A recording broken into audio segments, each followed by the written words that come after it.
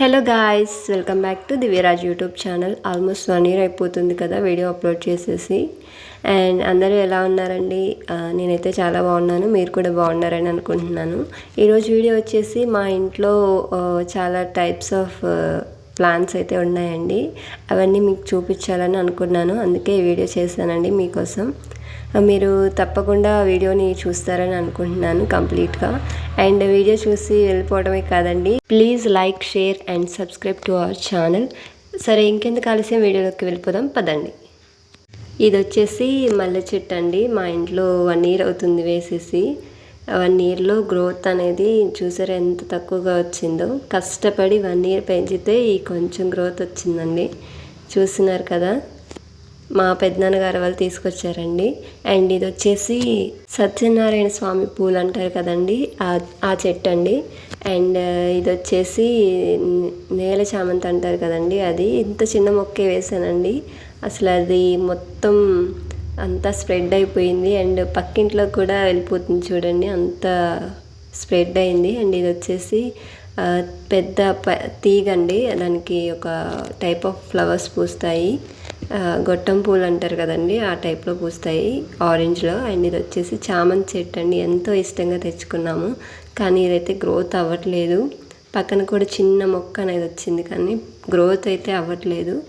And ఇది వచ్చేసి శివుడి పూలు అంటారు కదండి, మనం శివుడి పూలుగా పిలుస్తుంటాము ఈ చెట్టుని. ఇది కూడా అంతే అండి, గ్రోత్ అయితే ఇక్కడ వరకే ఆగిపోయింది. ఎప్పుడు ఫ్లవర్స్ పూస్తాయా అని ఎదురు చూస్తూ ఉన్నాము. అండ్ ఇటువైపు కూడా చూసారా నేల చామంతి ఎలా స్ప్రెడ్ అయిందో, మొత్తం ఇల్లంతా స్ప్రెడ్ అయిపోయేలా ఉంది. మా ఇంటి లోపలికి కూడా వస్తే కట్ చేసామండి. ఇది వచ్చేసి కనకాంబరం చెట్టు. నిన్న మా మమ్మీ నేను నర్సరీకి అయితే వెళ్ళామండి. అక్కడ చాలా రకాల ప్లాంట్స్ అయితే ఉన్నాయి. అందులో మాకు నచ్చిన ఒక 3 ప్లాంట్స్ అయితే తెచ్చేసుకున్నాము. అండ్ అవి వచ్చేసి నేను మీకు ఇప్పుడు చూపిస్తాను. ఇది వచ్చేసి ఎల్లో రోజ్ అండి, ఎంతో ఇష్టంతో అక్కడి నుంచి తెచ్చుకున్నాను. కాకపోతే ఒక పెద్ద కొమ్మ అనేది విరిగిపోయిందండి సైడ్లో.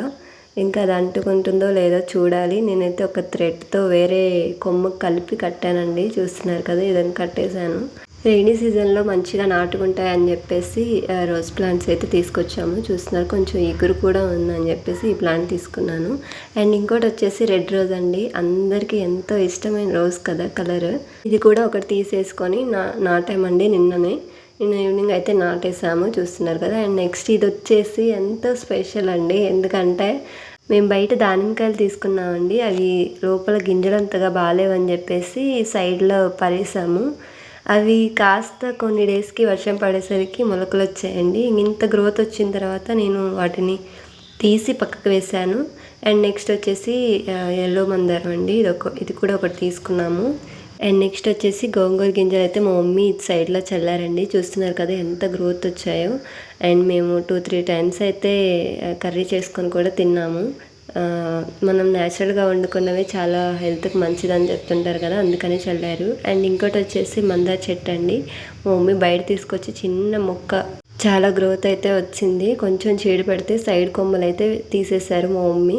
అండ్ నెక్స్ట్ వచ్చేసి ఇది లిల్లీ చెట్టు అండి, మా దూడ సగం కొరికేసింది, అందువల్ల ఇలా అయిపోయింది. లేదంటే మంచిగా మొన్నటి వరకు బాగుంది. అండ్ ఇది వచ్చేసి నాసు పూలు అంటారు కదండి, నేల గులాబీలాగా, అవి ఆ ఫ్లవర్స్ అండి. అండ్ ఇది కూడా లిల్లీ చెట్టే అండి, ఇది కూడా మా దూడ సగం తినేసింది. అండ్ ఇది వచ్చేసి రాధాకృష్ణ పూలు అంటారు కదండి, ఆ చెట్టు అండి. అండ్ మా డాడీ మా చిన్నప్పుడు వేసారు చెట్టు, చూసారు కదా ఇంతవరకు ఇంకా ఇలాగే ఉంది. ఫ్లవర్స్ అయితే చాలా బాగుంటాయండి, చూస్తున్నారు కదా, అది పైకి పాకేసింది.